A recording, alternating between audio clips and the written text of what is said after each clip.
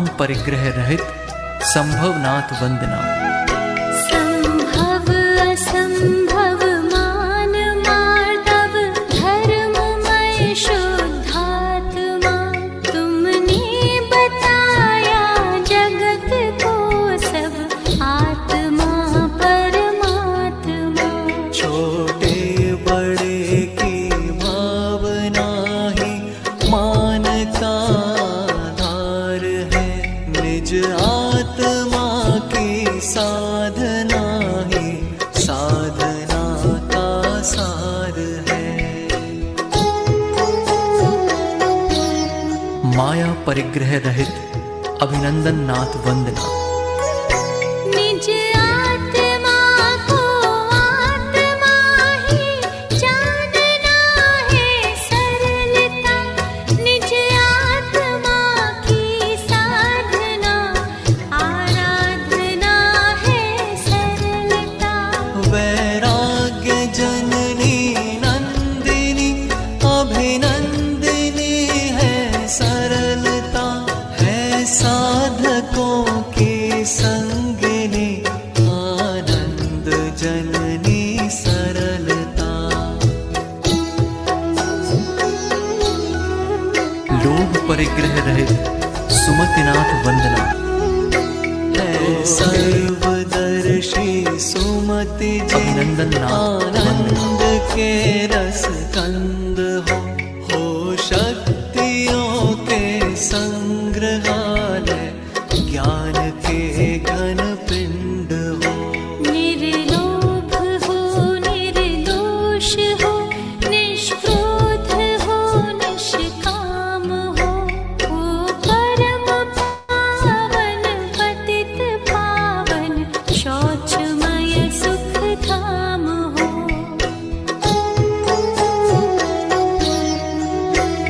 हास्य परिग्रह रहित पद्म प्रभ वंदना। मानता आनंद सब जग हास में परिहास में, पर आपने निर्मद किया परिहास को परिहास में। परिहास भी है परिग्रह जग को बताया आपने, हे पद्म प्रभ परमात्मा पावन किया जग आपने।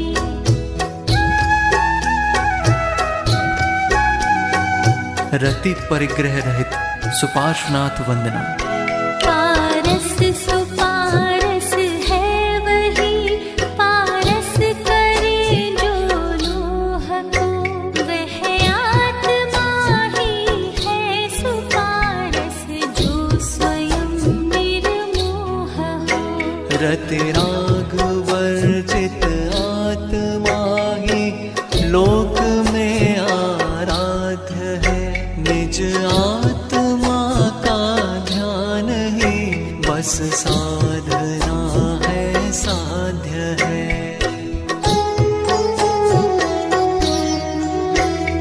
अरति परिग्रह रहित चंद्र प्रभ वंदना।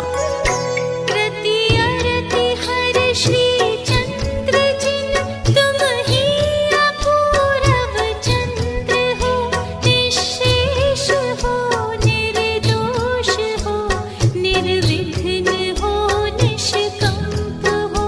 निकलंक हो अकलंक हो, निष्ताप हो निष्पाप हो, यदि है अमावस आज्ञा जन तो पूर्णमासी आप हो। शोक परिग्रह रहित पुष्पदंत वंदना। विरहित विविध विधि सुविधि जिन निज आत्मा में लीन हो सर्व गुण संपन्न जिन सर्वज्ञ हो स्वाधीन हो। शिव मग बतावन हार हो, शत इंद्र करि अभिवंद्य हो, दुख शोक हर भ्रम रोग हर संतोष कर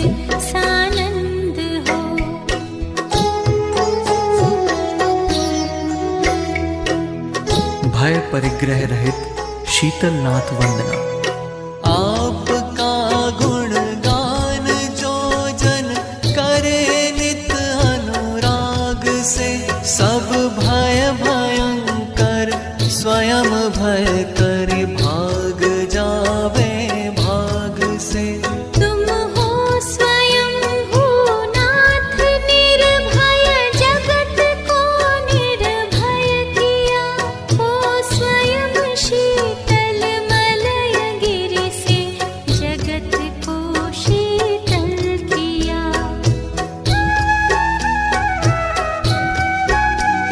जुगुप्सा परिग्रह रहित श्रेयांसनाथ वंदना। नर तन विदारन मरन मारन, मलिन भाव विलोक के। दुर्गंधमय मल मूत्रमय, नरकादि थल अवलोक के। जिनके न उपजे जुगुप्सा, संभाव महल मसान में। वे श्रेय श्रेयस्कर श्री, श्रेयांस विचरे ध्यान में। स्त्री वेद परिग्रह रहित वासपूज्य वंदना। निज आत्मा के भान बिन, सुख मान कर रति राग में। सारा जगत नित जल रहा है, वासना की आग में। तुम वेद विरहित वेद विद, जिन वासना से दूर हो। वसु पूज्य सुत बस आप ही, आनंद से भरपूर हो। पुरुष वेद परिग्रह रहित विमल नाथ वंदना। बस आत्मा ही बस रहा, जिनके विमल श्रद्धान में। निज आत्मा बस एक ही, नित रहे जिनके ध्यान में। सब द्रव्य गुण पर्याय, जिनके नित्य झलके ज्ञान में। वे वेद विरहित विमल, जिन विचरे हमारे ध्यान में। नपुंसक वेद परिग्रह रहित अनंतनाथ वंदना। तुम हो अनादि अनंत जिन, तुम ही अखंडानंत हो। तुम वेद विरहित वेद विद, शिव कामिनी के कंत हो।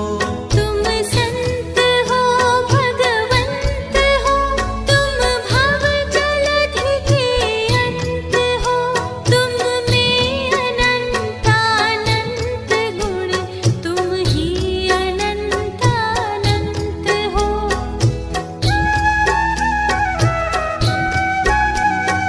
भूमि परिग्रह रहित धर्मनाथ वंदना। हे धर्म जिन सद धर्ममय, सत धर्म के आधार हो। भव भूमि का परित्याग कर, जिन भव जलधि के पार हो। आराधना आराध कर, आराधना के सार हो। धर्मात्मा परमात्मा, तुम धर्म के अवतार हो।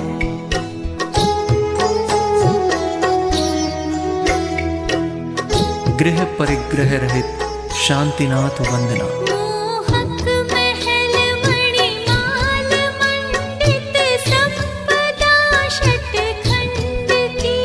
हे शांति जिन तृण समतजी, ली शरण एक अखंड की। पायो अखंडानंद दर्शन, ज्ञान बीरज आपने। संसार पार उतारने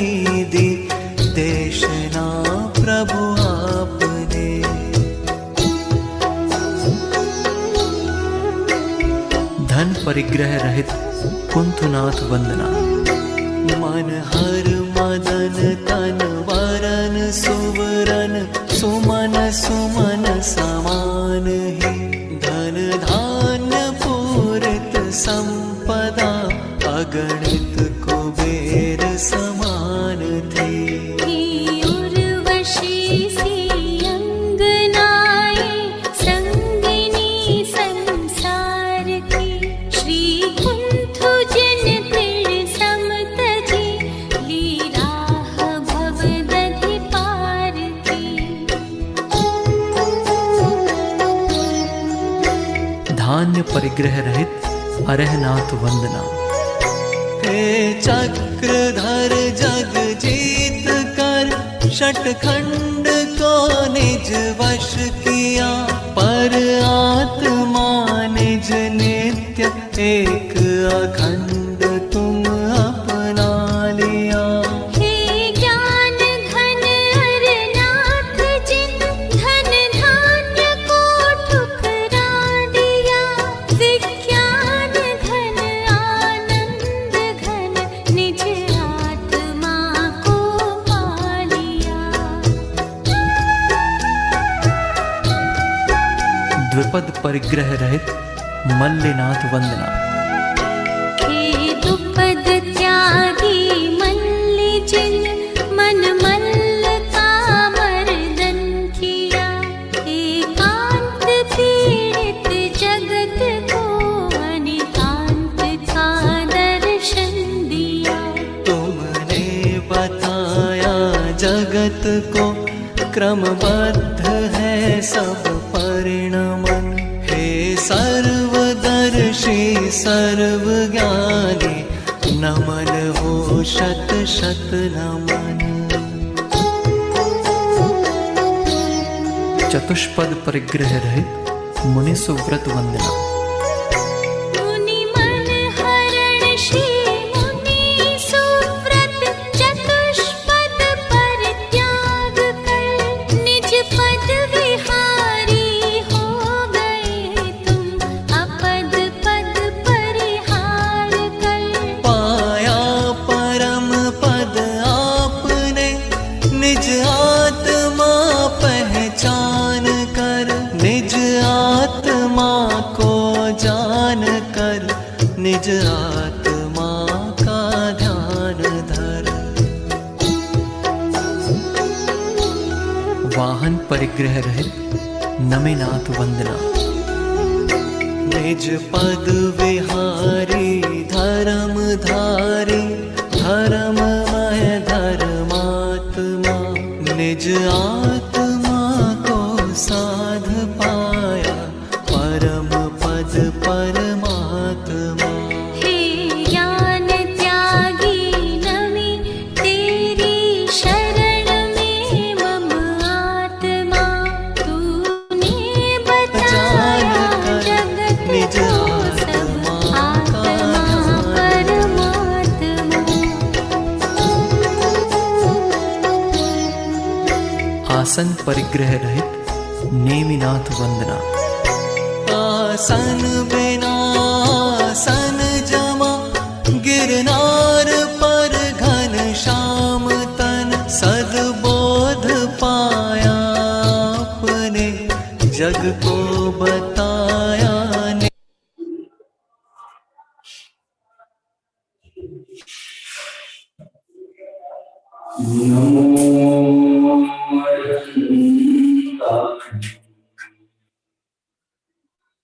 नमो सिद्धाय नमो आयैनारं नमो वक्षाय नमो लोय सर्वसारूढम्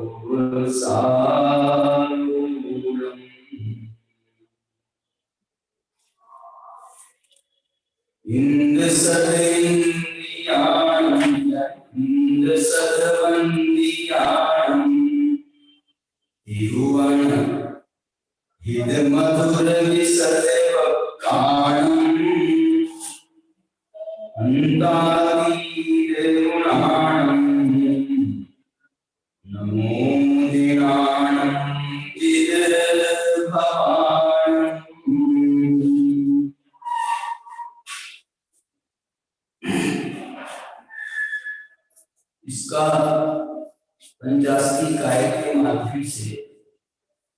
यहाँ मोक्ष मार्ग के स्वरूप का विचार कर रहे हैं।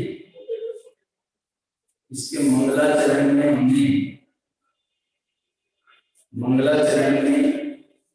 जो मूल मंगलाचरण है ग्रंथ का, उसमें हमने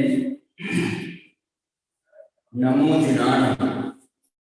जिनेंद्र भगवान को, जिद भगवान जिन्होंने भगवान को जीता है, अंतातीत गुणान जो अनंत अनंत गुणों के धारक हैं, ऐसे और जो इंद्र सत बंदियान जो स्व इंद्रों के द्वारा बंधित हैं, और तिरुवन हृदय मधुर विशद भक्कान जिनकी वाणी तीनों भुवन के लिए हितकारी है, मधुर है और विशद है, अत्यंत स्पष्ट है, ऐसे जिनेंद्र भगवान को मैं नमस्कार करता हूँ।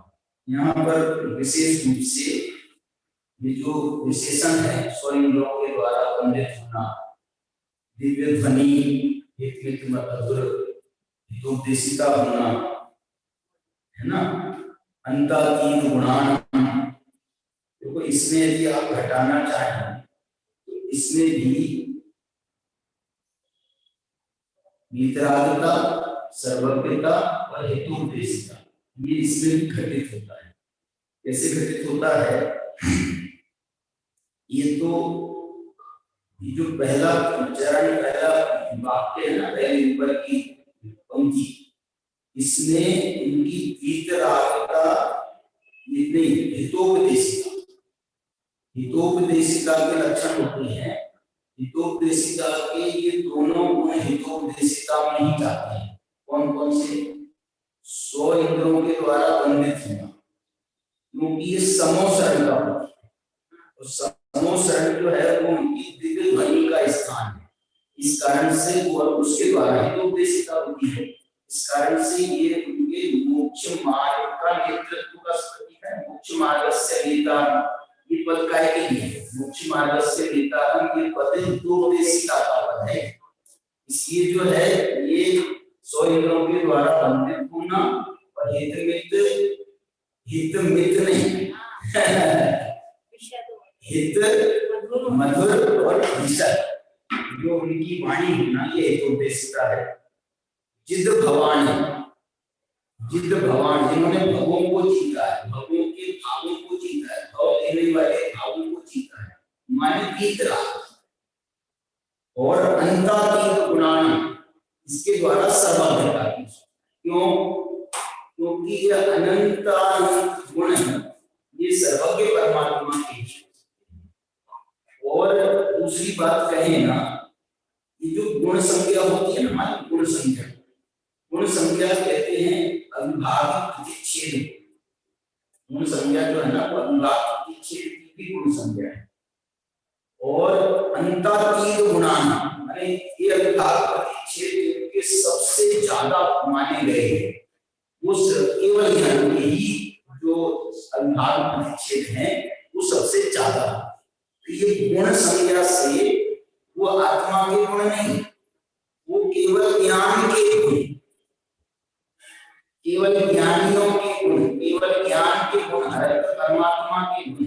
लेकिन इसमें विशेष रूप से जो है, यदि हम इसमें सर्वज्ञता घटित करेंगे ना, तो सर्वज्ञता में केवल ज्ञान के अंतातीत गुणान, जो उनके अविभाज्य प्रतिच्छेद है, गुण संज्ञा अविभाज्य प्रतिच्छेदों के लिए आगम ग्रंथों में बहुत है। आगम ग्रंथों में जो गुण संज्ञा कही गई है ना, गुण, ये अध्यात्म में कहो अथवा ज्ञान योग में गुण संज्ञा वो द्रव्य गुण पर्याय वाले गुण से होंगे।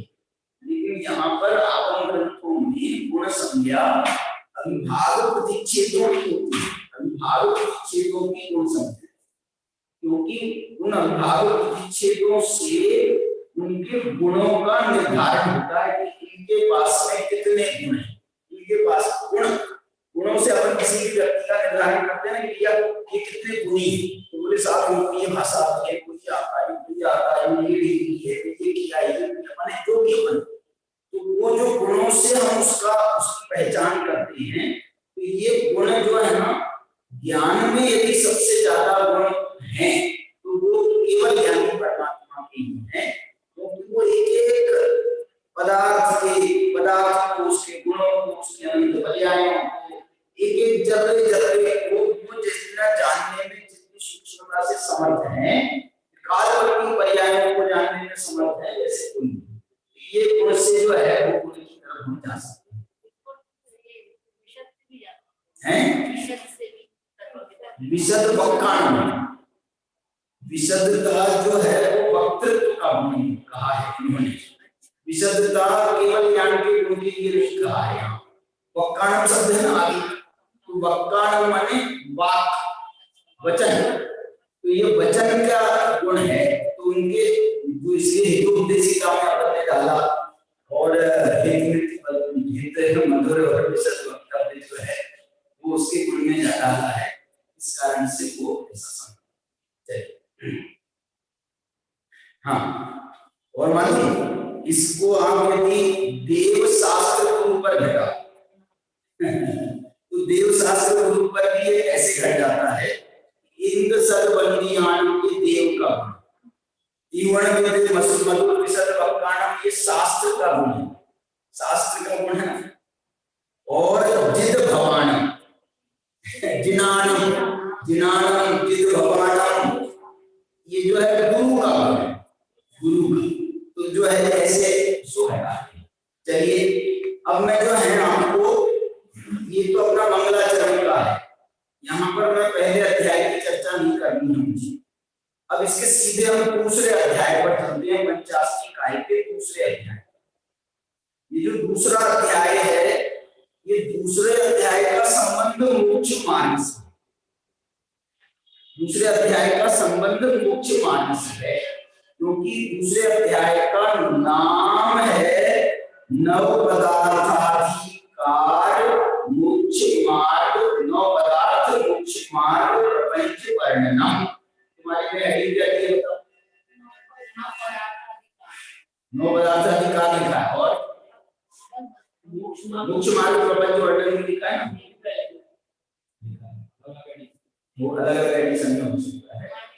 वो कौन सा, वो आपके पास वहां का है ना, श्रीमद् वाला आगाज वाला है, कोई बात नहीं, इसलिए उसमें नहीं होगा। यहाँ से छपा है अपने सोनगढ़ से, उसमें वो हेडिंग दिया है और वो बात आपको जो है ना इसमें भी मिल जाएगी।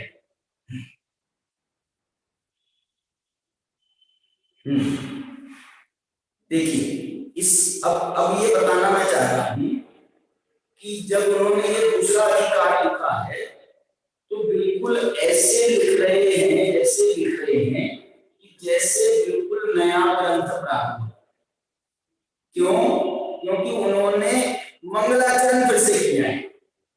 अधिकारों के कोई अलग मंगलाचरण थोड़ी होते हैं, लेकिन उन्होंने मंगलाचरण किया। इसका दूसरा प्रमाण मैं आपको ये देना चाहता हूं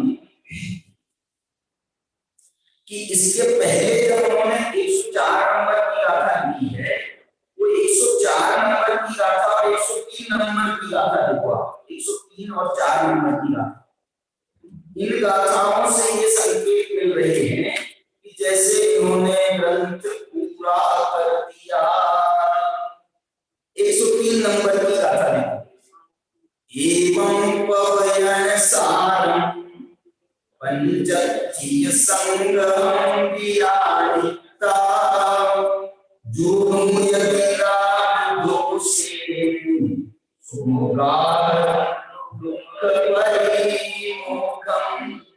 मैंने बिल्कुल जैसे खत्म कर रहे हैं एवं इस प्रकार से पवयन सारम प्रवचन के सारभूत पंचतीय संगम 50 इकाइयों के संग्रह स्वरूप संग्रह को ज्ञानिता जानकर जो मुयति राग दोषे जो राग द्वेष को छूटता है सो गाहति दुख परिमोक्षम और तो वो दुख से परिमोक्ष पद को प्राप्त करता है। देखो इस प्रकार से मैंने उनने एक प्रकार से ग्रंथ पूरी कर दिया कि नहीं करी पंचतीय संगम।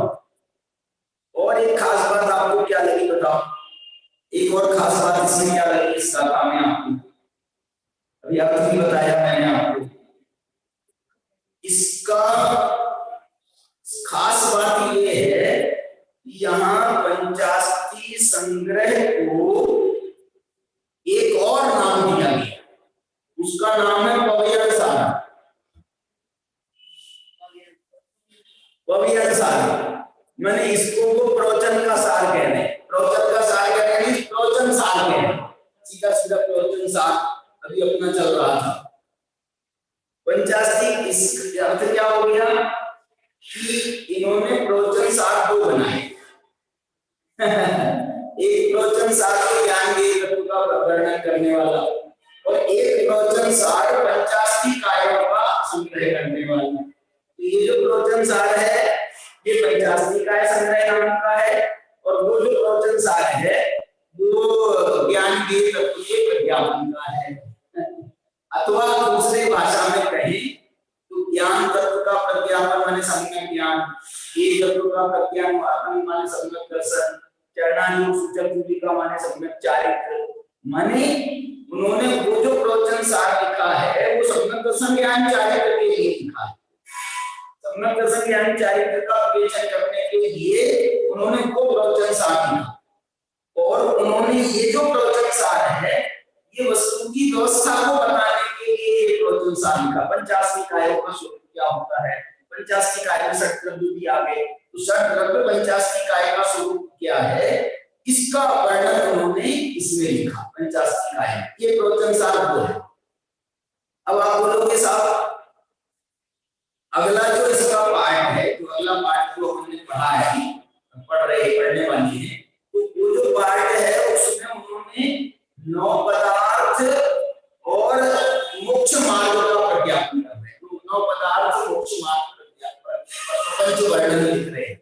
इसमें क्या खास बात है, इसमें खास बात ये है कि वो जो प्रवचन सार में सम्यक दर्शन ज्ञान चारित्र का वर्णन या ज्ञान की चरणानुग भूमिका का वर्णन है, वो वर्णन उनका एक प्रकार से सम्यक दर्शन ज्ञान चारित्र का वर्णन तो है, लेकिन वो सम्यक दर्शन ज्ञान चारित्र का समझो एक अत्यंत विस्तृत रूप है और विस्तार किया ना 275 गाथा हूं। और यहाँ पर जो उन्होंने मोक्ष मार्ग का वर्णन करने वाली है, इस मोक्ष मार्ग के वर्णन में उन्होंने 9 पदार्थों की मुख्यता से मोक्ष मार्ग का वर्णन किया। 9 पदार्थों की मुख्यता से मोक्ष मार्ग का वर्णन क्या बताया, कल क्या बताया?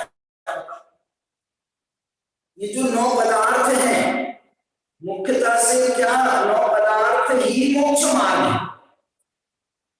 9 पदार्थ ही मोक्ष मार्ग है, 9 तत्व ही मोक्ष मार्ग है। क्या मतलब? ये मतलब है कि ये जो 9 पदार्थों का जो स्वरूप बताया गया, 9 पदार्थ बताए गए हैं, ये एक प्रकार से मोक्ष मार्ग और मोक्ष के ही पदार्थ को बताए हैं। जीव जीव तो ये मूलभूत पदार्थ है। फिर पुण्य पाप जो है ये जीव जीव की विशेषता, और वहां पर आगे आश्रव अधिकार, आश्रव है उसकी विशेषता, आश्रव की विशेषता को बताने वाला पुण्य पाप और जीव जीव की विशेषता को भी बताने वाला पुण्य पाप। क्या मतलब बताओ? जीव जीव की विशेषता को बताने वाला पुण्य पाप कैसी है? जीव जीव की विशेषता को ये ऐसे पुण्य पाप बताते हैं जैसे हम नाम दिए ना हमने जीवों के, पुण्य जीव, पाप जीव। इसका और संक्षिप्तीकरण कर दिया पुण्यात्मा, पापात्मा या पापी। पुण्य पुण्य नहीं कह सकते तो पुण्यवान, पुण्यवान, पापी, पुण्यात्मा, पापात्मा, ये जो नाम दिए गए हैं ये जीवों के दिए, ये जीवों के नाम दिए गए। और ये जो जीव हैं इन्हीं जीवों को पुण्य जीव किसे कहते हैं? जिन्हें पुण्य अनुकूल सामग्री प्राप्त होती है। तो पुण्य अनुकूल सामग्री ये जो अजीव पुण्य है, क्या क्या बोला? अजीव पुण्य। जैसे अजीव पुण्य क्या होता है कि जो है ना, अब हम हमारे पाप का उदय चल रहा है, अब हमने जो है ये मोबाइल खरीदा और ये मोबाइल खरीदा और वो एक दिन में टूट गया या एक दिन में जो है वो खराब हो गया, मान लीजिए ऐसा डिफेक्ट आया, तो जो है हम क्या बोलते हैं, ये हमारा जो है कितना पाप कर्म का उदय, तेरे भी पाप कर्म का उदय, और वो जो उसके निमित्त से जो उस पदार्थ खराब चीज निकली ना, वो खराब चीज निकली ना, वो चीज खराब, ये पाप अजीब है। मैं कह रहा हूँ ये जो मोबाइल है, ये अपन कहते हैं ना कि ये बेकार मोबाइल, ये बहुत अच्छा है, तो ये बेकार और अच्छा नाम जो दिया गया, ये गायक से नाम दिया गया। अच्छा माने पुण्य और खराब माने पाप, और उसका संबंध जीव से जाता है। पदार्थ को कोई अच्छा बुरा होता नहीं है, लेकिन हमारे लिए जो अनुकूलता प्रदान करे तो हम उस पर भी आरोप करते हैं, उस पर भी वो आरोप करते हैं, भैया ये अच्छी चीज है, ये बुरी चीज है, ये खराब है, डिफेक्टिव है। तो ये जो नाम, इसके जीवों के भी पुण्य पाप भेद होते हैं और अजीवों के भी पुण्य पाप भेद होते हैं। साता वेदनी से प्राप्त होने वाली सामग्री पुण्य सामग्री कहलाती, असाता वेदनी से प्राप्त होने वाली सामग्री पाप सामग्री कहलाती। ये सामग्री के पुण्य पाप भेद होंगे तो किसके हुए? अजीव के। सामग्री के जो पुण्य पाप के भेद, पुण्य सामग्री पाप सामग्री, ये भेद काय के हुए? ये अजीव के तो हुए ना।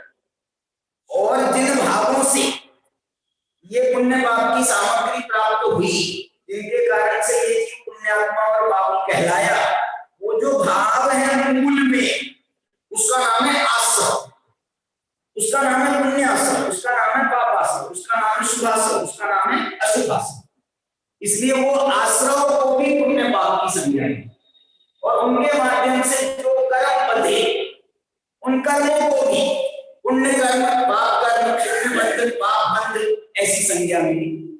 कितनी चीज से संबंध हुआ पुण्य पाप का? पुण्य पाप का संबंध कितनी चीज से हुआ?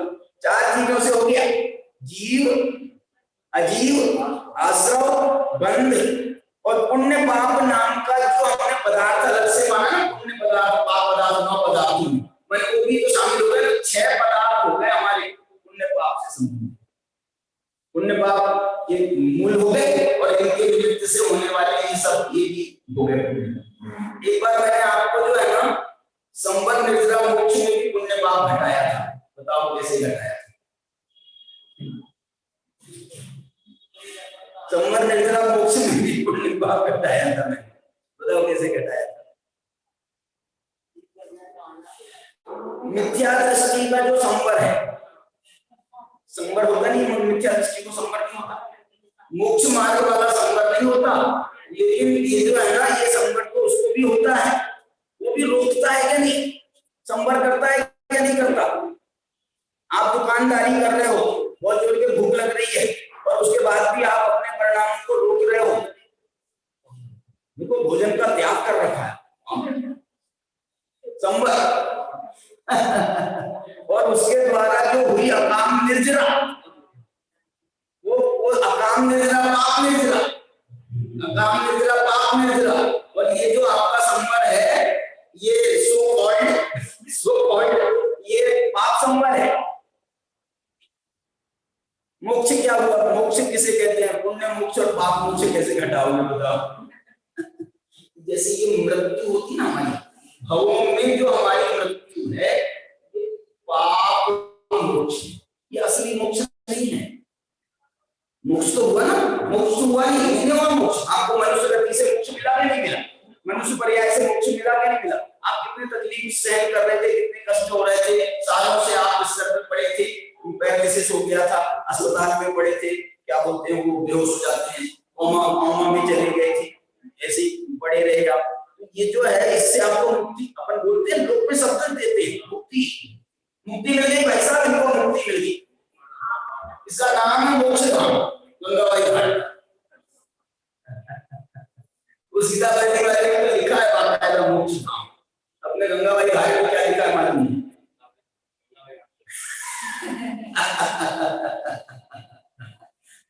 गंगाबाई घाट, मेरे को मालूम क्यों है इसका नाम गंगाबाई घाट, किसी ने बताया है कि कोई गंगाबाई नाम की महिला थी, उसकी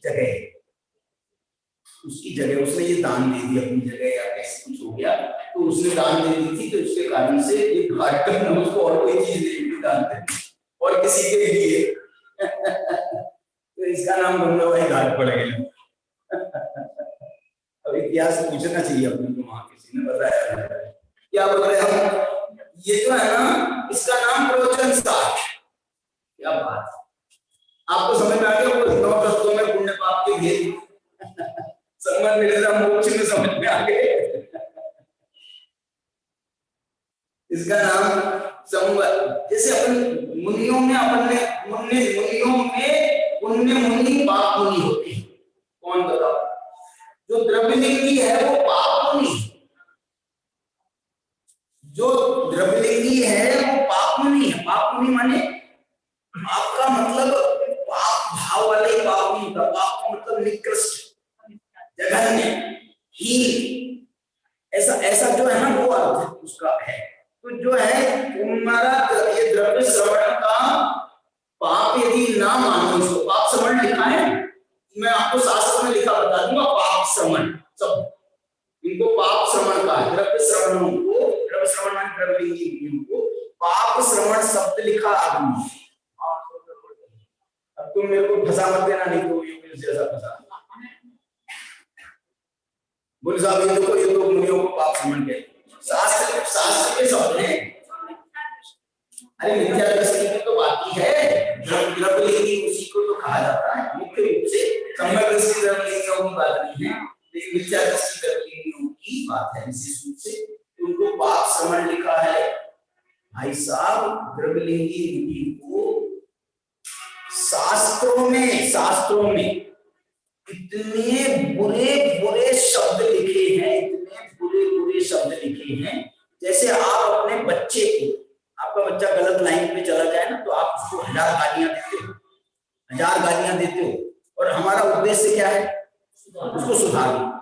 ऐसे ही आचार्यों ने अपने संघर्ष से जो द्रव्यमुनि है, तो बिल्कुल द्रव्यलिंग का आचरण कर रहे हैं, उनको जो है खूब भली खोटी क्या बोलते हैं, खली खोटी खूब सुनाते हैं आचार्य अपने संगस्थ साधु। आपको नहीं सुनाएंगे, आप गृहस्थ हो, आपको इतना नहीं सुनाएंगे जितना उनको सुनाएंगे। तो हम अच्छे हो गए क्या उनसे हम अच्छे नहीं हुए, लेकिन वो ये कहते हैं तुमने तो कोई पति नहीं लिया, तुमने तो कुछ कोई नहीं किया, नियम नहीं किया, धर्म नहीं किया, तुमने वो नहीं किया, दीक्षा नहीं की, तो अब तुमको तो क्या कहें, तुमने तो दीक्षा ली है, बोलो। ये हम विद्यालय चलाते हैं या कोई भी स्कूल का अध्यापक होता है, वो अपने छात्रों को कितनी खरी खोटी सुनाता है, और वो तुलना करता है कि देखो वो भी तो लड़का है, वो भी तो विद्यार्थी और तुम विद्यार्थी हो। ये जो तुलनाएं होती हैं, ये तुलनाओं से उसका जो है ये सुधार करने का उद्देश्य, ये यहाँ पर समझ लो। आप ये मानो नहीं कि आचार्यों ने ऐसा कहा कि उनको बहुत द्वेष था, द्रव्यलिंगी मुनियों से उनको बहुत द्वेष था। द्वेष नहीं, वो सुधारना चाहते, मिथ्या दृष्टियों से द्वेष नहीं है। आचार्यों को मिथ्या दृष्टियों से भी द्वेष नहीं है। ये मिथ्या दृष्टि कह करके या फिर और बहुत सारे शब्द लिखे ना, कठोर शब्द, नपुंसक, दुरात्मन, आत्मपंसन। दुरात्मा, आत्मपंसन का मतलब होता है आत्मघाती। ये आत्मघाती, महापापी, ऐसे शब्द जो दिए रहे हैं, ये उनको सुधारने के लिए क्यों दे रहे हैं? नहीं तो क्यों ऐसे शब्द लिखे? और कभी कभी जो अभव्य संज्ञा भी दे देते हैं, तो आप अभव्य का अर्थ अभव्य ऐसा होता है, अभव्य नहीं मानिए, गाली वाला भी एक अभव्य होता है। गाली के लिए भी एक अभव्य होता है। तो ऐसे भी होते प्रयोग होते हैं उस अलंकारिक प्रयोग, किसको कहते हैं अलंकारिक प्रयोग। द्रव्यलिंगी में 3 प्रकार के माने गए, एक मिथ्या दृष्टि, एक चौथे गुण स्थान और एक पंचम गुण स्थान। क्यों द्रव्यलिंगी कहा? क्योंकि भावलिंग 6, 7 गुण स्थान में होता है। तो तुम्हारे 6, 7वां गुण स्थान नहीं है, तो हम तुमको भावलिंगी मुनि कैसे कहें? भावलिंगी नहीं माने द्रव्यलिंगी। तो ये सम्यक द्रव्यलिंगियों के 2 भेद, एक सम्यक दृष्टि द्रव्यलिंगी, एक मिथ्या दृष्टि द्रव्यलिंगी। सम्यक दृष्टि द्रव्यलिंगियों के 2 भेद, एक व्रति द्रव्यलिंगी, व्रति सम्यक दृष्टि द्रव्यलिंगी, और एक अव्रति सम्यक दृष्टि द्रव्यलिंगी। पंचम गुण स्थान व्रति माने व्रति। होना था तुमको महाव्रति, आचरण तो तुम महाव्रत का करते हो बाहर से, लेकिन अंदर में तुम्हारे वो महाव्रत नहीं है, अंदर में नहीं है, अंदर में तो तुम्हारे अनुव्रत का परिणाम, इसी कारण से उनको भी धर्म नहीं दिया। अब ये भाव बहुत चला, उसको खूब अच्छे से विस्तार से पढ़ना है।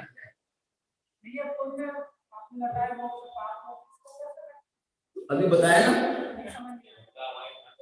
गंगाबाई घाट में हम जैसे सामान्य जीवों की, सामान्य मनुष्य, हम मनुष्यों की जीवों की जो मृत्यु है, उस मृत्यु को भी मोक्ष कहते थे ना हम, भैया इनकी मुक्ति हो गई, इनको मोक्ष मिल गया, इनको ये हो गया, इनको ये हो गया, लौकिक सब।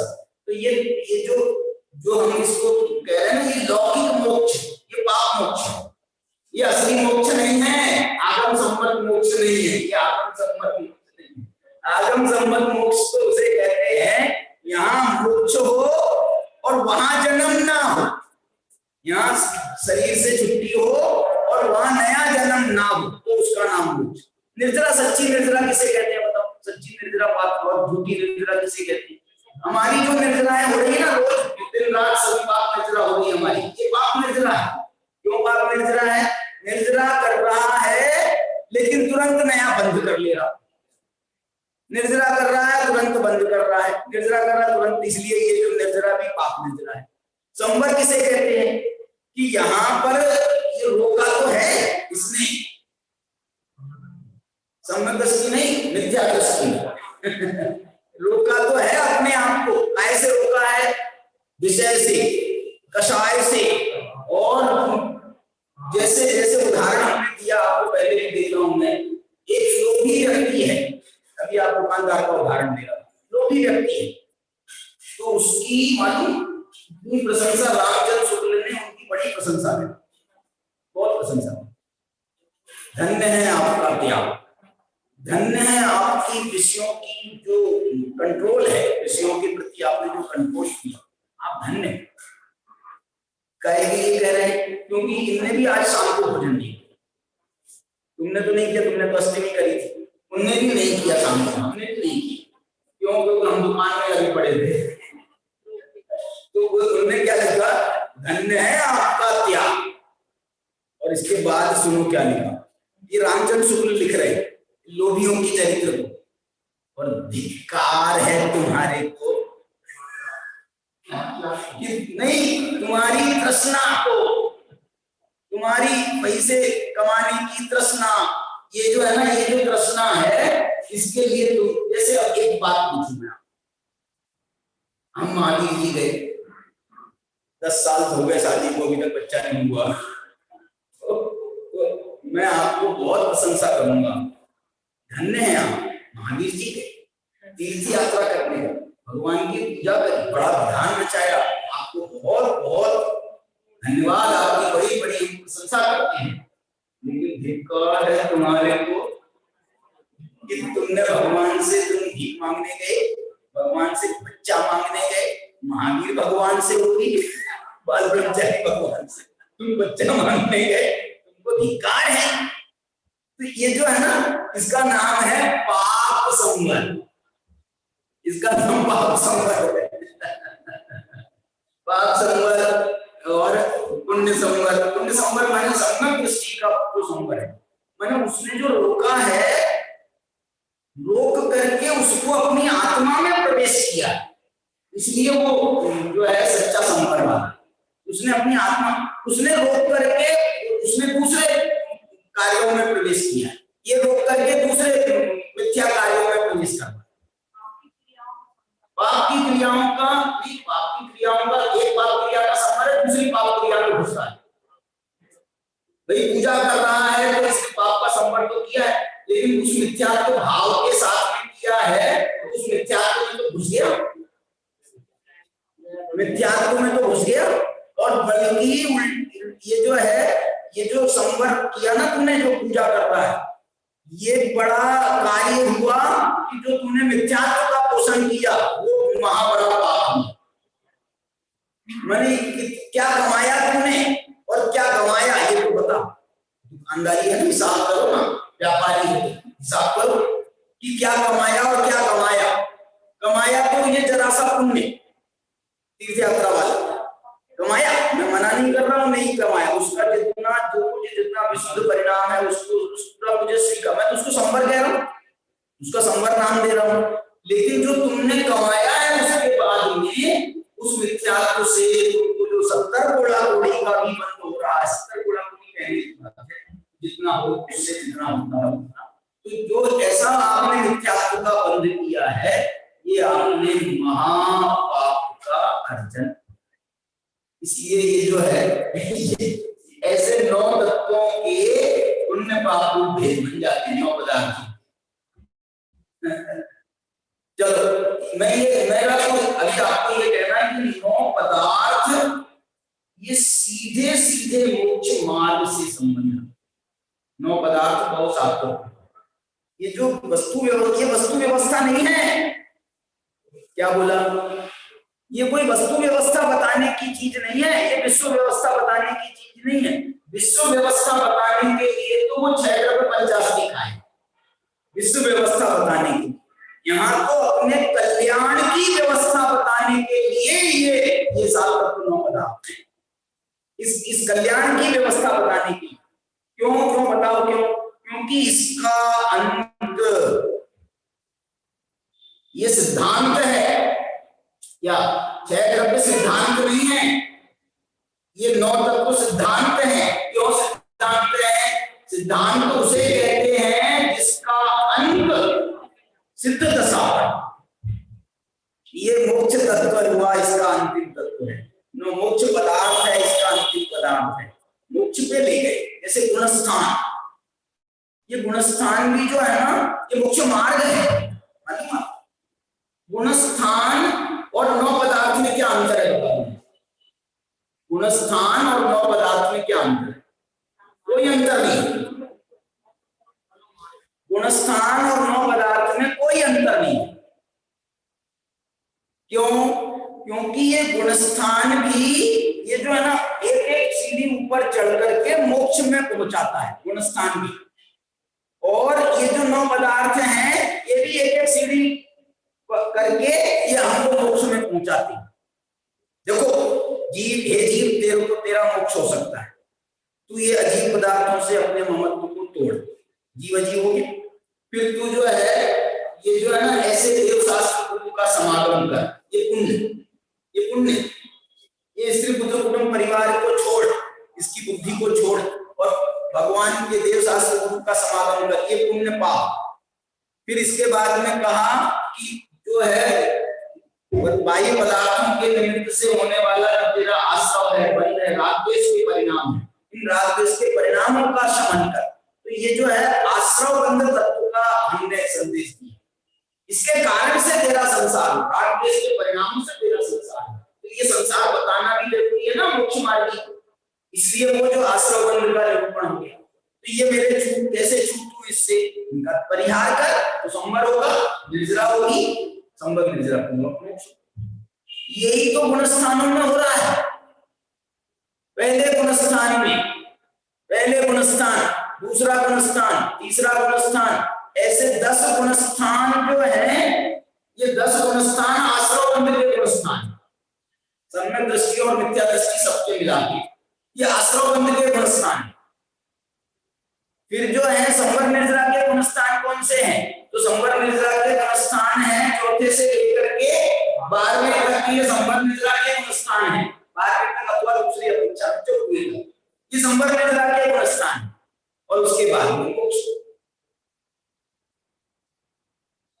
इसलिए ये सब जो है ना, आपको मालूम, टोडरमल जी ने मोक्ष मार्ग प्रकाशक में 9वें अधिकार में उन्होंने 9 तत्वों में देव शास्त्र गुरु घटाए।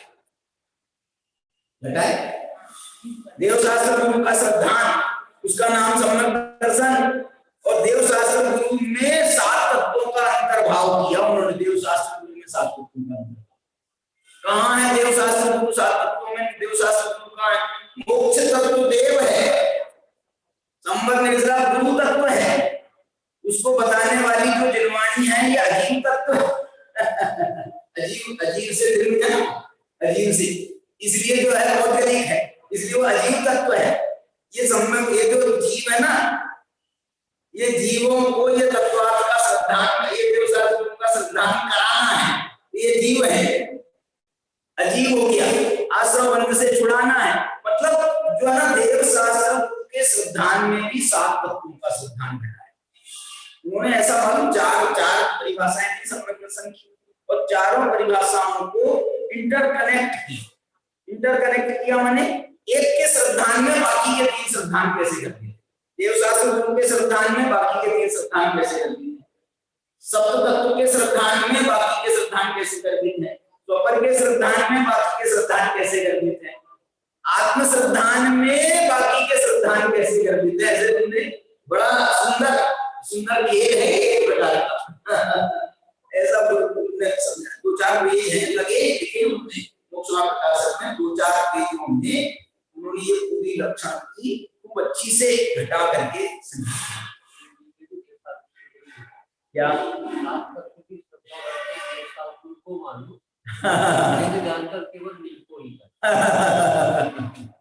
बहुत अच्छा, चारों आ गए, चारों लक्षण आ गए। चलो, तो मैं ये कह रहा था, एक बात तो आपको ये बताइए कि ये पंचाशनिकाय संग्रह को प्रवचन सामने, पंचाशनिकाय संग्रह का एक नाम, जब अपन कुंकुंदाचार्य का परिचय पढ़ रहे थे तो एक नाम मैंने आपको और बताया, प्रवचन सागर नाम पंचाशनिकाय संग्रह।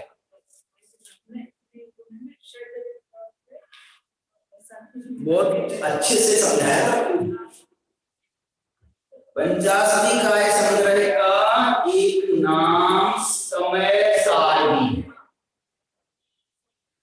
यहाँ बता रहे पंचाशनिकाय संग्रह का एक नाम प्रवचन सार, और पंचाशनिकाय संग्रह का ही एक नाम समय सार है। पंचत्थिकाय बाहुलम समय सारम, और एक कहीं से छपा हुआ पंचाशनिकाय है, कहां से छपा है वो ध्यान नहीं आ रहा मेरे को, मेरे पास में है मोबाइल में। तो वो जो ग्रंथ है उसमें वो हेडिंग मूल जो ये हेडिंग होती है ना, यहाँ लिखा है पंचाशनिकाय संग्रह अपर नाम समय सार।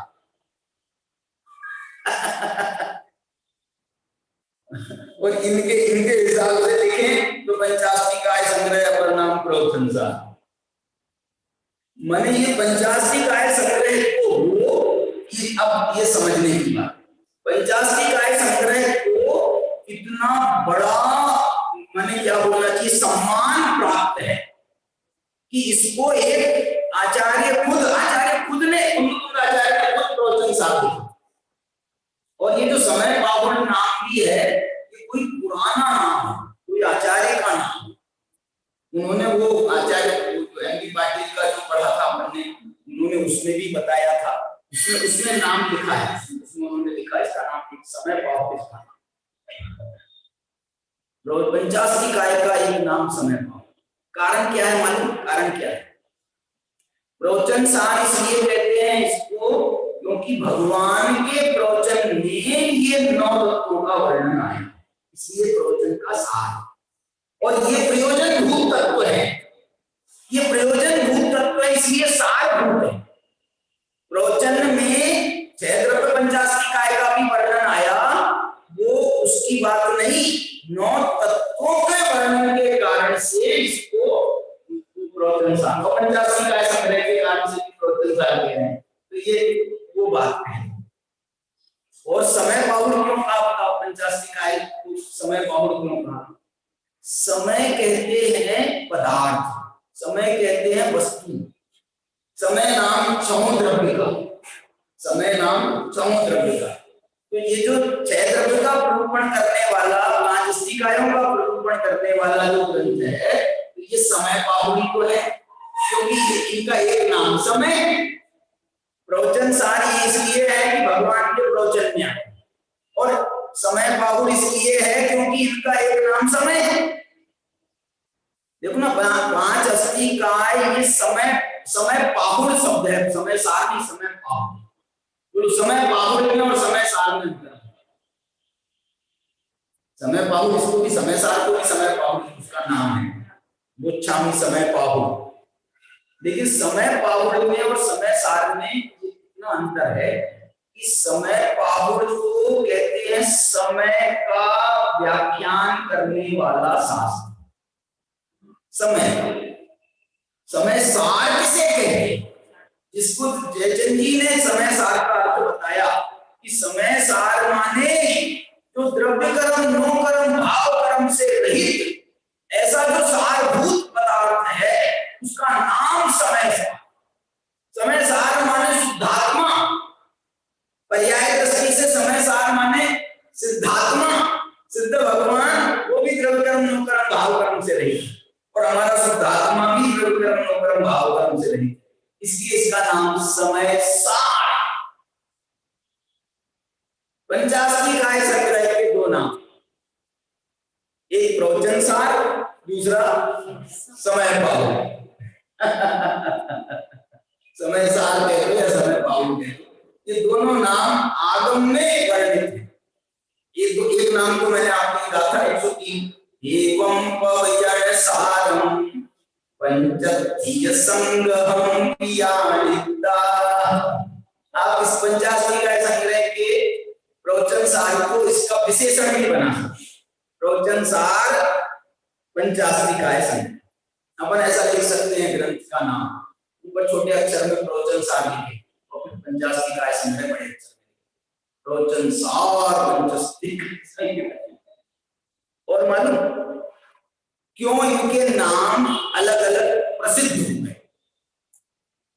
इसलिए प्रसिद्ध हो गए, अब प्रवचन सार, इसको भी प्रवचन सार कहें और उसको भी प्रवचन सार कहें तो हमको बहुत कंफ्यूज हो जाएंगे। अब कौन सा प्रवचन, तुमने बोला प्रवचन सार लाओ, अब कौन सा प्रवचन सार लाएं? तो बोले ठीक है, एक काम करो, जिसके साथ में पंचास्ति काय नहीं जुड़ा है उसका नाम प्रवचन सार, और जिसके साथ में पंचास्ति काय जुड़ा है उसका नाम पंचास्ति। ऐसा करके उन्होंने रूढ़ करना पड़ता है ना, दो के नाम एक जैसे हो, इनका नाम भी सुरेश, आपका नाम भी सुरेश, तो अब क्या करें भैया? वो सुरेश, इसलिए सुरेश ने अपने नाम क्या लिख दिया, डायमंड। अब और तो कुछ लिख नहीं सकता था, वो डिग्री फिग्री तो थी नहीं कि डॉक्टर सुरेश, अपने डॉक्टर साहब हैं तो डॉक्टर सुरेश लिख देते तो ठीक था। लेकिन बोले अब डॉक्टर तो लिख नहीं सकते, लेकिन हम लोगों को संधि मिलानी है उसके साथ में, तो डॉक्टर डायमंड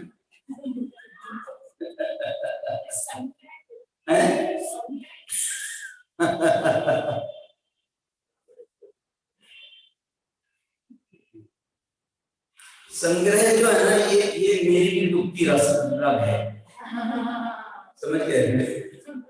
मतलब मैं सीधा तो बोल नहीं सकता कि साहब मेरे को नहीं मालूम पंडित, और ये बोल दे कि मेरे को नहीं मालूम, धिक्कार है तेरी पंडिताई को। लेकिन बात सही है, इसको पूछो प्रतीति को, इसके पापा ने कुछ बताया हो तो। पंचास्ति काय के साथ में संग्रह शब्द क्यों है? वैसे ये जो संग्रह शब्द है ना, ये बहुत कॉमन है। इसको आप संग्रह शब्द इस बात के लिए है कि 100 गाथाओं का संग्रह है, 50 गाथाओं का संग्रह है, ये 175 गाथाओं का संग्रह है, 173 गाथाएं इसकी, तो इसका एक संग्रह है, इस कारण से इसका नाम संग्रह है। और 5 अष्टिकायों का भी एक संग्रह है, 5 अष्टिकायों का समूह संग्रह है, समूह, तो 5 अष्टिकाय के समूह की चर्चा कर रहे हैं, इसलिए वो 5 अष्टिकाय। देखो ये मुझे तो ये लगता है कि इसमें संग्रह एक द्रव्य संग्रह भी नाम। देखो क्यों है द्रव्य संग्रह नाम, बताओ? जो कल कारण बता रहा था वही कारण वो कल कारण बताया था पंचास्ति काय का और द्रव्य संग्रह का क्या रिलेशन बताई थी।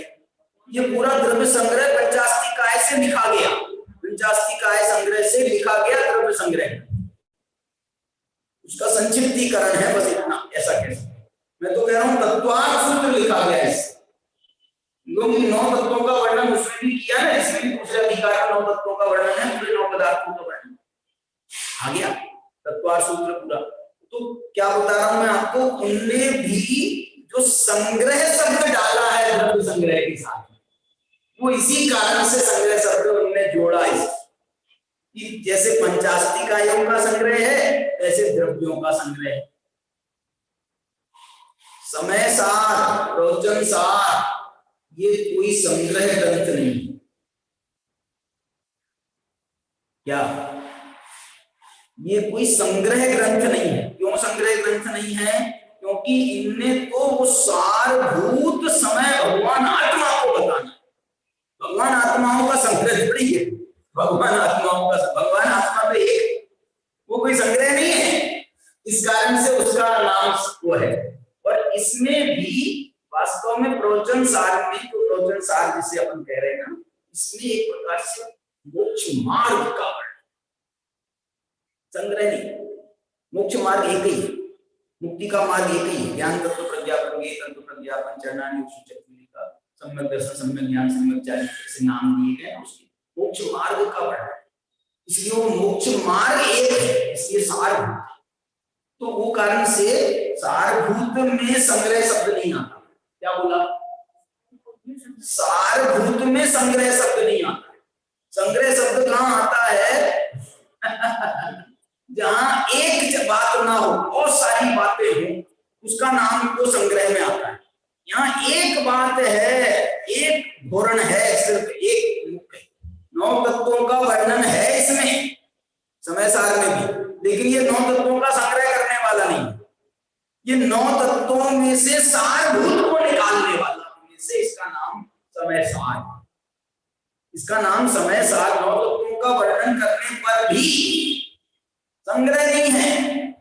आप तत्वार्थ सूत्र को संग्रह ग्रंथ कह सकते हो, तत्वार्थ सूत्र को संग्रह ग्रंथ कह सकते हो, लेकिन उनका वो इसको ये नाम ऐसे दिया जा सकता है। संग्रह कैसे दिया जा सकता है? सूत्र हटा संग्रह ग्रंथ मैंने तत्वार्थ, पंचास्तिकाय संग्रह, द्रव्य संग्रह, तत्वार्थ संग्रह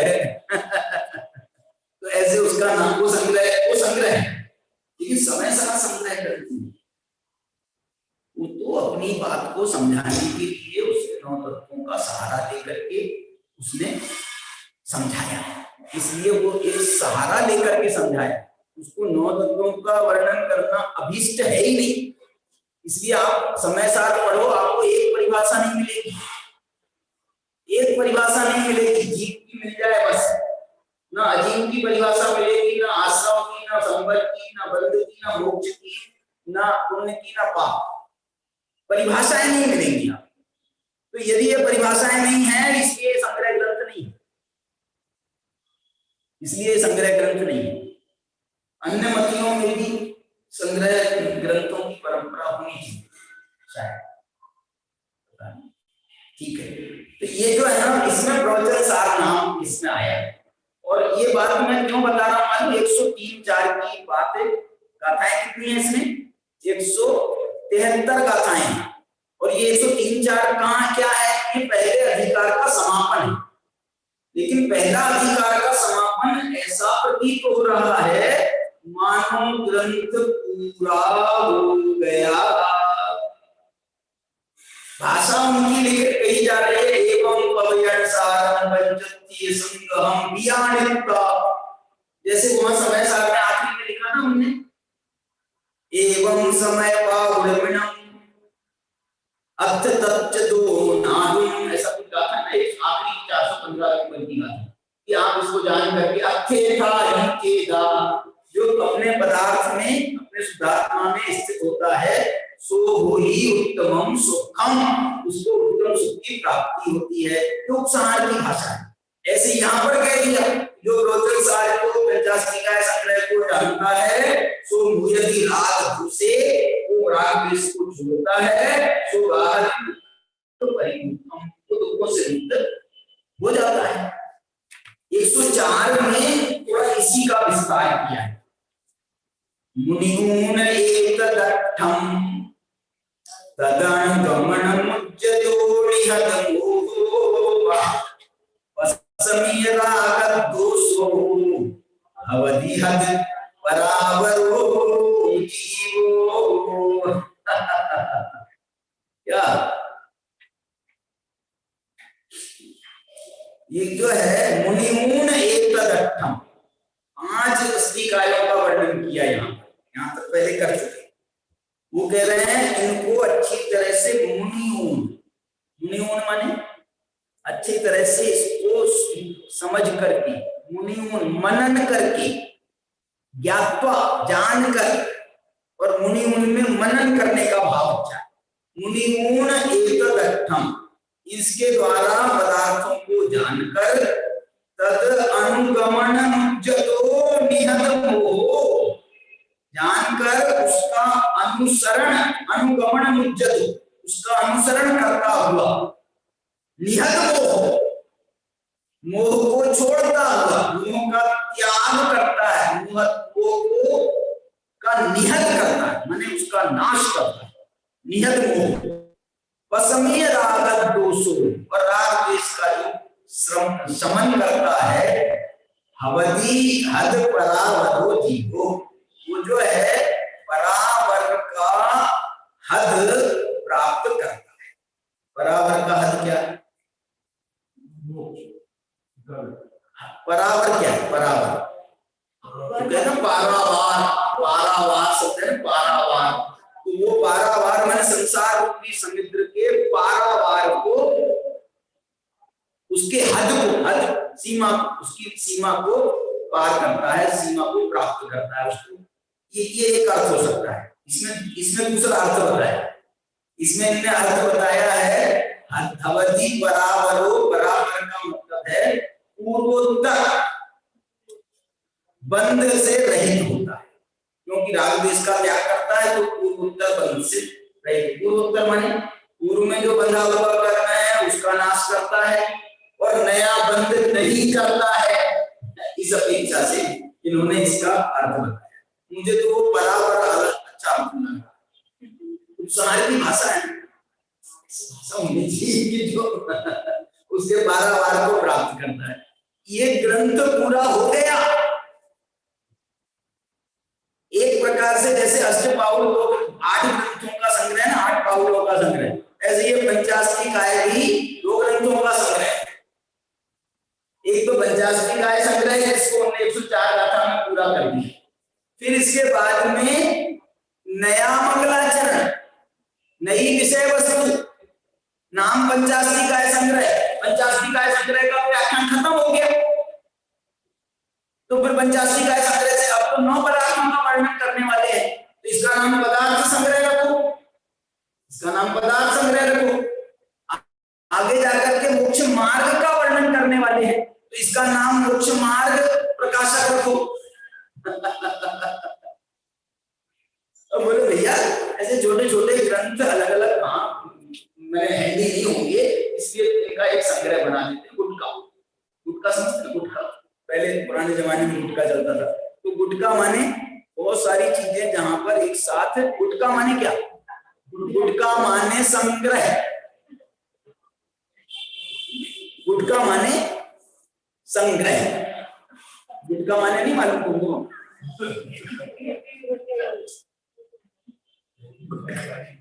वो भी गुटका, हाँ, उसमें भी 10 चीजों का संग्रह है। मैं यहाँ जाता हूँ, नहीं सुन लो ना, जवाब सुन लो। वहां घूमने जाता हूँ ना तो बहुत पान देने वाले हैं स्टेशन साइड पर, ये तो तुम देखे, तुम खाए पान, वो भी सुनोगे हमारे मुंह से। गुटका नहीं खाया, गुटका नहीं खाया, लेकिन पान तो खाया है, उसका मैं प्रायश्चित करता हूँ। बहुत दिन तक तो मेरे को छोड़ने के बाद भी उसकी याद आती रही, याद आती रही, ललक रहते थे, बहुत अच्छा लगता है, मीठा मीठा मीठा मीठा। तो वो गुटका भी देखना, गुटका में संग्रह नहीं है, ये तो गुटका और आगे बढ़ गया है तुम्हारा वाला, मैंने उसको इतना बांटते हैं, वो इतना बांटते हैं, वो जो है ना दुकानदार, बाप रे, वो तो यही काम करता रहता है। दुकान कोई आप ग्राहक आ जाए ना तो उसको उसने सामान जी दिया और उसके बाद फिर से लग गया अपना वो बांटने, मशीन आ गई मैंने जो बोले फंसे। तुमको कैसे मालूम? ये मेरे से पूछ लिया तुम्हारा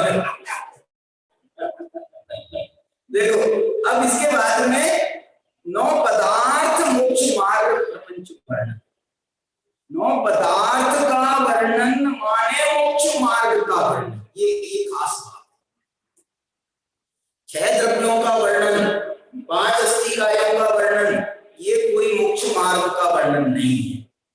लेकिन 9 तत्व, 7 तत्व, 9 पदार्थ का वर्णन ये मोक्ष मार्ग का वर्णन है। क्यों? क्योंकि इसके अंत में मोक्ष बैठा हुआ है, अंत में तुमको मोक्ष पहुंचा करके रहेगी।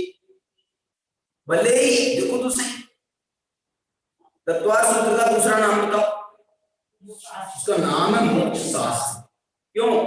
क्योंकि इसके अंत में मोक्ष बैठा हुआ है, जबकि वो मोक्ष अधिकार में सूत्र है कुल मिलाकर के 9।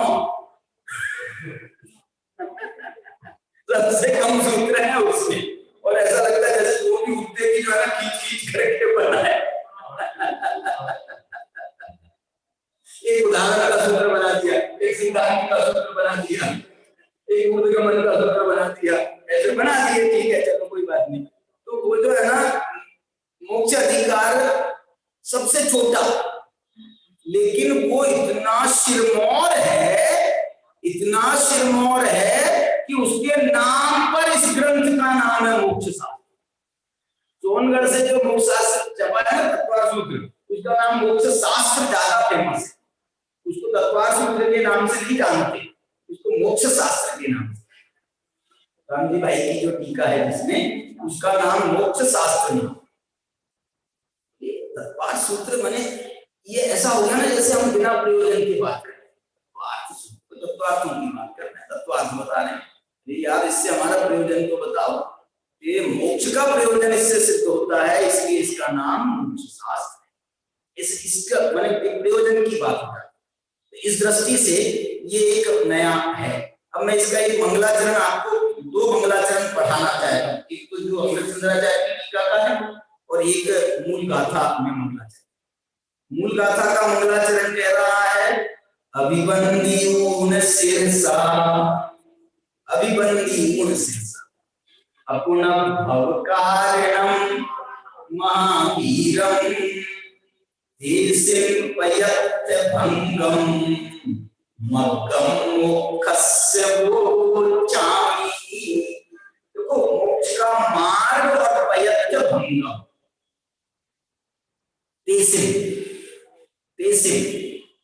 इसमें बहुत मार्मिक है।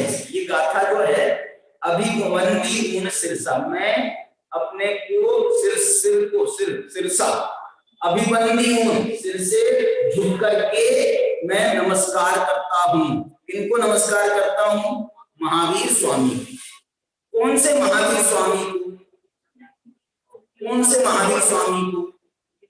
ये जो है ना, ये महावीर स्वामी जो है, ये वो अनंत महावीर स्वामी नहीं, ये सिद्ध महावीर स्वामी। क्यों? क्योंकि ये मोक्ष मार्ग का वर्णन करना है ना, तो महावीर भी मुक्ति गए। कोई है ना, कोई मुक्ति गए, कोई लाइन आती ना पूजा में, वो तो है एक मुक्ति गए माने मुक्ति को प्राप्त हुए, ऐसे महावीर। मुक्ति गए मतलब जो अपुनम भव कारणम महावीरम, जो अब भव धारण नहीं करेंगे, पुनर्भव धारण नहीं करेंगे, ऐसे महावीर स्वामी को सिर से नमस्कार करेंगे। माने इसके माध्यम से उन्होंने एक पदार्थ का वर्णन कर दिया। कौन सा पदार्थ? मोक्ष पदार्थ। अब देशिं पयत् भंगम, अब वो मोक्ष पदार्थ के पीछे पीछे के जो पदार्थ हैं, उन पदार्थों का भंग बताते हुए, उन पदार्थों का भंग माने क्रम। ये जो 7 तत्वों का क्रम है, ये भी बहुत सुंदर मोक्ष का क्रम है, और जो 9 पदार्थों वाला क्रम है, ये भी बहुत सुंदर मोक्ष का क्रम है। मोक्ष का माने मोक्ष मार्ग का क्रम है, इसलिए इसको मोक्ष मार्ग, 9 पदार्थों को मोक्ष मार्ग कहते हैं। 9 पदार्थों को मोक्ष मार्ग कहते हैं। क्यों? क्योंकि इसमें मोक्ष का ही उत्तरोत्तर मोक्ष मार्ग की चर्चा की गई है। कैसे की गई? जीव का मोक्ष होना, इस टाइप की चर्चा आती है टीकाओं में। 9 पदार्थों के क्रम की चर्चा करते हैं, तो बोले पहले जीव क्यों रखा, फिर अजीव क्यों रखा, फिर ये क्यों रखा, फिर ये क्यों रखा, तो उसका वर्णन करते हुए लिखते हैं, सर्वार सिद्धि वगैरह टीकाओं में भी लिखा है कि भैया एक तो जोड़ा है उसको मोक्ष से जोड़ा उसको, और बोले मोक्ष किसको जाना है, बोले जीव। मोक्ष क्या है, बोले अजीव से मुक्ति, उसका नाम मोक्ष है। अजीव से संपूर्ण द्रव्य कर्म नो कर्म भाव कर्म जो अजीव है उनसे मुक्ति, उसका नाम अजीव है। और किससे मुक्ति का नाम अजीब है, बोले पुण्य पाप से मुक्ति का नाम भी अजीब है। अब तक तो मैं पुण्य पाप की बात नहीं है, लेकिन ये जो अजीब से मुक्ति है, ये अजीब का संग्रह कैसे हुआ था, ये अजीब का संग्रह कैसे हुआ था, ये पुण्य से, पाप से, आश्रम से, बंध से, ये अजीब का संग्रह हुआ था। तो इससे मुक्ति का मार्ग क्या है, बोले संवर निर्जरा, ये उससे मुक्ति के मार्ग है। ये जो है इन्होंने अब तुमने कहा संवर निर्जरा मुक्ति के मार्ग है, तो वो आश्रम से मुक्ति का मार्ग क्या है, ये प्रश्न खड़ा होगा हमारे, क्योंकि हमने एक साथ आश्रम बंद कह दिया, एक साथ संवर निर्जरा कह दिया, तो आपको प्रश्न खड़ा होगा ना साहब, आश्रम से मुक्ति का मार्ग क्या है, बंध से मुक्ति का मार्ग क्या है। तो वो जो दूसरी शैली है समय सारी, वो ये बता देती है डायरेक्ट कि आश्रम से मुक्ति का मार्ग संवर, इसलिए उन्होंने आश्रम के बाद में संवर तत्व का वर्णन किया। संवर जो है और आगे बढ़ करके वो निर्जरा को प्राप्त होता है, अथवा जो ये तीन तत्व है ना बाद के आखिरी की, कौन से आखिरी के तीन तत्व है बताओ, समय साथ के आखिरी के तीन तत्व बताओ, निर्जरा, बंध, मोक्ष, ये तीन की जोड़ी है। बंध का जो बीच में बैठा है उसका एक देश अभाव, उसका नाम निर्जरा है, उसका पूर्ण देश अभाव, उसका नाम मोक्ष, ये बीच में बैठा है बंध, ताकि वो दोनों जगह एक देश अभाव और पूर्ण अभाव, बंध के एक देश अभाव का नाम निर्जरा है। आश्रव से कुछ लेना देना नहीं, आश्रव से लेना देना संवर का, आश्रव निरोधा संवर। तो इसलिए ये जो है ना, और आप जो है ना आचार्य के जब वचन होते हैं, देखो इसमें क्या लिखा उन्होंने, पयत्थ भंगम, तेसिं पयत्थ भंगम मक्कम मोक्षस्य वोच्चामि। क्या बात है, टीका मत पढ़ो, अभी पहले इसी में से अर्थ लिखा, उनका, तेसिं उनका नहीं, उसका, किसका, मोक्ष का, तेसिं पयत्थ भंगम, उसका वर्णन पयत्थ भंग के रूप में, सीढ़ियों के रूप में, सीढ़ी जैसे गुणस्थान की सीढ़ियां होती हैं, ऐसी पदार्थों की भी ये 9 सीढ़ियां हैं, सीढ़ियों के रूप में मोक्ष के मार्ग को, मार्ग जो है, ये वाला जो मार्ग है ना, ये प्लेन मार्ग नहीं,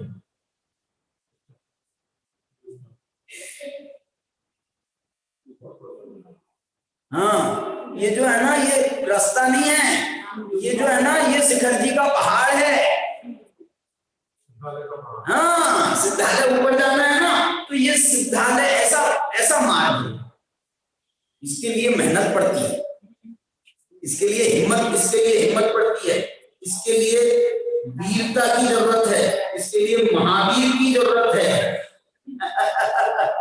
ये जो महावीर को याद किया, एक बार तुम मंगलाचार्य ने यहाँ पर इस मंगलाचरण में महावीर को महावीर नाम से याद, वर्धमान नाम से कहाँ याद किया, प्रवचन से।